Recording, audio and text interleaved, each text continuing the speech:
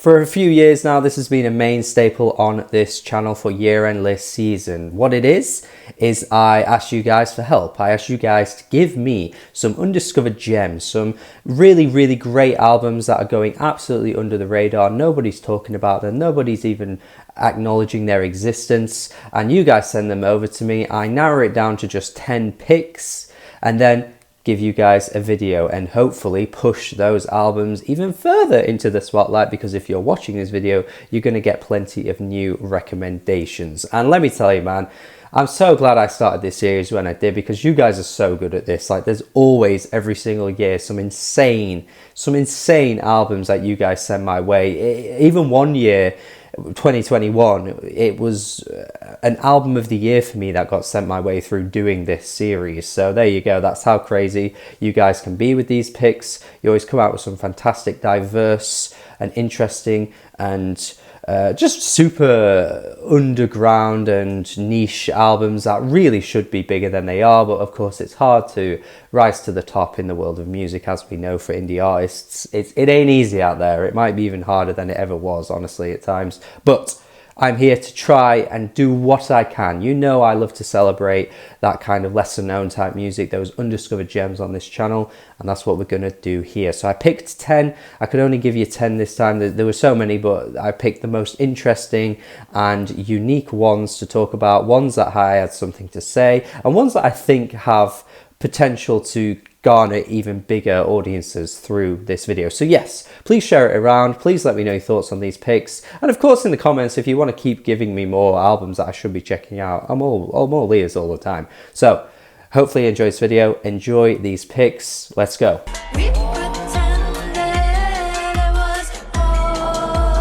Starting with Katy Gately, there's always that one album every year that gets sent my way that I'm like, I might just do a separate video on this because it's that good.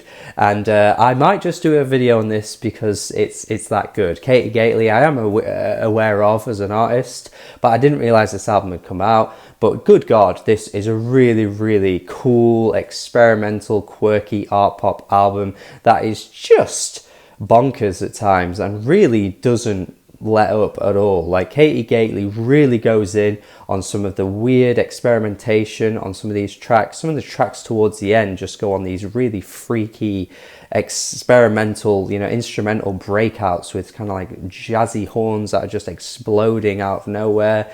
Just a really, really creative artist that isn't really scared to take risks and isn't really holding themselves back. They just kind of want to push their sound even further on every track, and it makes for a really cool listen. It's a bit weird, it's definitely quirky and unique. I think it could be off-putting to some people, but for me, I was really impressed with it, and I think Katy Gately is a really, really unique artist, and for this style of music, I was very impressed with this. Some excellent tracks on this one.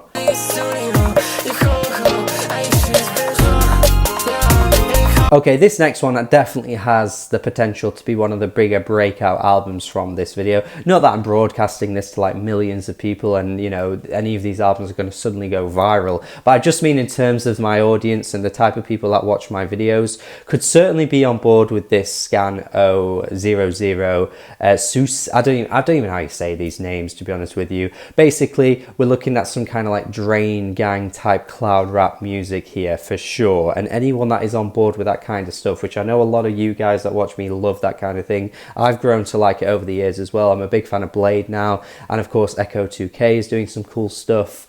And yeah, this is just cut from that cloth, just absolutely cut from that cloth. It is really, really addictive. The melodies really creep up on you, because the first time I heard it I was like, oh yeah, I see what they're going for here. But then I kept listening to it, I was like, these are really getting stuck in my head. And there's that one track towards the end, River Styx, which, oh my God, I couldn't quite believe my ears when I heard the Ultra Beat sample being incorporated into that track.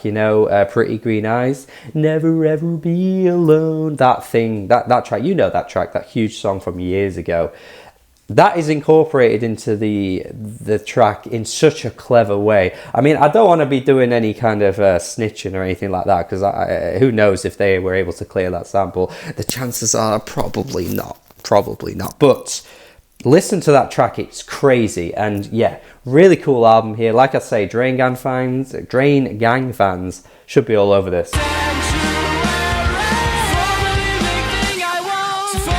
Want to mention Dispirited Spirits next. I've actually already talked about this on this channel already in a separate video where I did the best album artwork and worst album artwork of the year in a tier list, which was just last week. Hopefully you've watched that video already. It was a really fun one, and I did include Dispirited Spirits in that because I really find the artwork on this one really cool, just really odd to look at, feels very Halo-esque, some kind of like explosion in a Halo game or something like that. I just think it's a really cool cover, but the album itself doesn't really sound anything like what the cover represents. It's a much more artsier, kind of Midwest emo type affair here with this one, but super anthemic choruses, super huge, big, explosive guitar moments that sound great. Anyone that is just a fan of rock music in general, I think will get a lot out of this. I thought this was really good.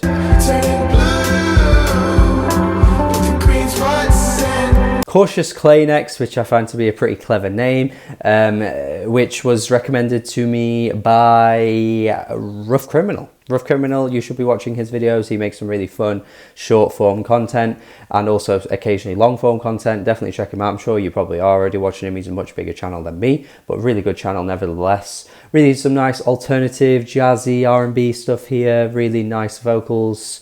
Doesn't really do anything too spectacular, honestly. At times I actually think it probably could go a little bit further with some of its ideas, but some really cool features across this thing. I mean, some of these names like Arouge Aftab popping up on this album, it's so random, but really cool to see that, you know, this guy is collaborating with quite a lot of different names already, and he isn't exactly that big of an artist. So yeah, definitely a cool one here. Pretty chill, low key, but I definitely think there's some nice vibes that you can get yourself sunk into on this album.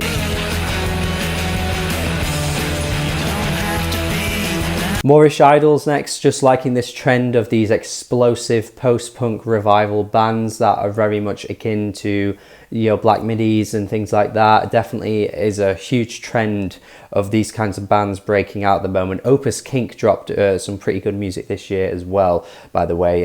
So yeah, definitely be checking out all of these names because they're dropping some really good rock music right now. And Moreish Idols just kind of added to that list for me. Definitely a more jangly pop kind of release though. It's just an EP, this one, so there's only 4 tracks, but it doesn't quite go as hard and as explosive as some of those other names I mentioned there. Maruja as well is another one, but these kind of took it a little bit back. Some kind of more jangly guitar playing at times. Definitely an interesting EP. I was pretty impressed by it. One to watch for the future, this band for sure.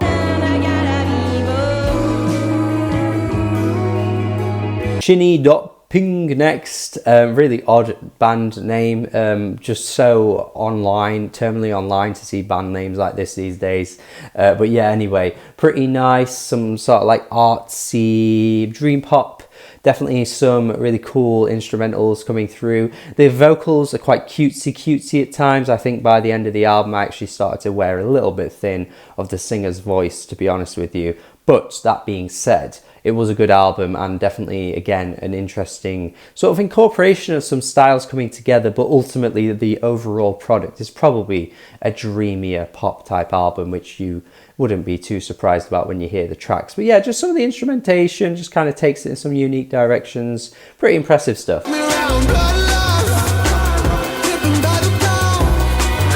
SIPHO next with a really good neo-soul album. Just such a confident singer that oozes a lot of charisma, a lot of fire in his belly. Just a really great performer, and some excellent tracks really stand out on this one. And I love the fact as well that most of this is kind of lying in between that sort of R&B neo-soul realm, but there are some tracks that really push forward and go for a totally unique sound.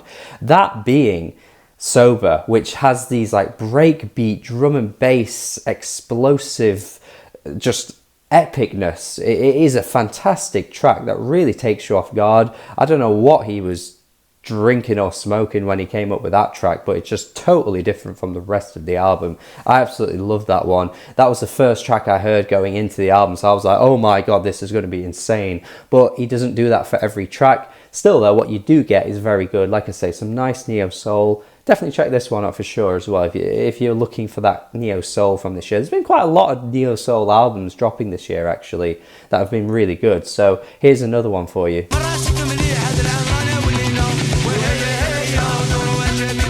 Yalla Miku next, which is this Afro-Swiss band, which are putting out some really cool post-punk rock music. Not quite in the realm of some of the other ones I mentioned earlier, like from Moreish Idols and that kind of stuff. This one is a bit more like krautrock inspired. Some of the rhythms are just very, very heavily based around krautrock rhythms, which is really cool. Creates a really nice, interesting blend of styles coming together. Really commanding vocalist as well that brings to the table a really exciting delivery and just kind of keeps you engaged the whole way through. This was cool.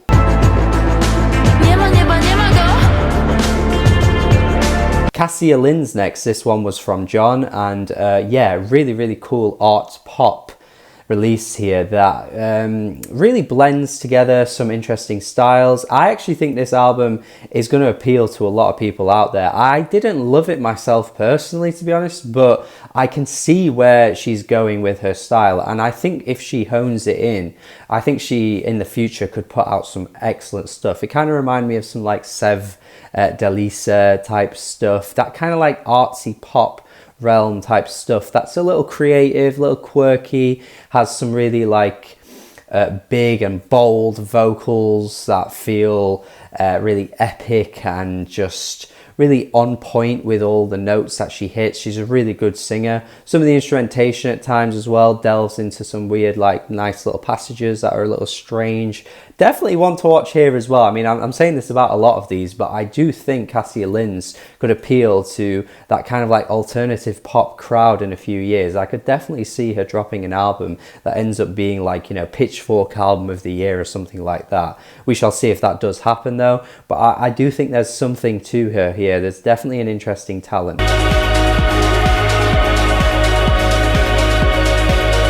And I've given you 9 now. This is the 10th pick from me for this year. And I'm going to go with A Beacon School, which is, again, a very dreamy shoegaze album here that reminds me at times with some of the melodies of something like Hachi is doing at the moment. Goes for a bit more of that sweeter, kind of like comfier, cushiony sort of sweet dream pop sound that Hachi goes for on some of these tracks, but also goes a bit further into the shoegaze sound. But one of the tracks, similarly to that SIPHO album, there was one track that really stood out to me, and the track title is John. Funnily enough, I just mentioned John for the last one, but this track is also called John. And yeah, this track really took me by surprise. Again, just totally out of the ordinary for what the rest of the album is doing. Like I said, with that SIPHO album, with that one track that just was way different to everything else. This one goes for a bit more of like a chill wave kind of house-inspired thing. So good and just so unexpected to have kind of like that dream pop melding together with this chill wave, upbeat rhythm tempo that you just weren't expecting. The rest of the album though is very much what you would expect in the shoegaze realm, but yeah, that one track really stood out to me, and the rest of the album I think is really lovely as well. And that is it from me. That is it. Thank you for watching another list of 10 gems that you discovered. I'm so happy that this is a main staple on this channel now. I hope you had a good time watching it, and I've given you 10 totally different albums from one another there in this video. If you don't get at least one from this one that you're interested in and maybe even going to check out, then you are a fool. That is your own fault. You should be checking these out. You should be checking out all kinds of music as the year goes by. I'm sure if you're a bit of a nerd like me, you're going to be wanting to listen to all kinds of different music, and I think this list does encapsulate as many different genres and styles as you possibly can get within 10 picks. So thank you. Hopefully you've got something out of this. Tell me in the comments if there's any others that I should be checking out that I've missed. I couldn't include every single one in this video, of course, but yeah, these were the ones that interested me, and that's it for another year. Thank you as always. Subscribe if you haven't already. Check out my Patreon as well if you want to support me over on there, and goodbye.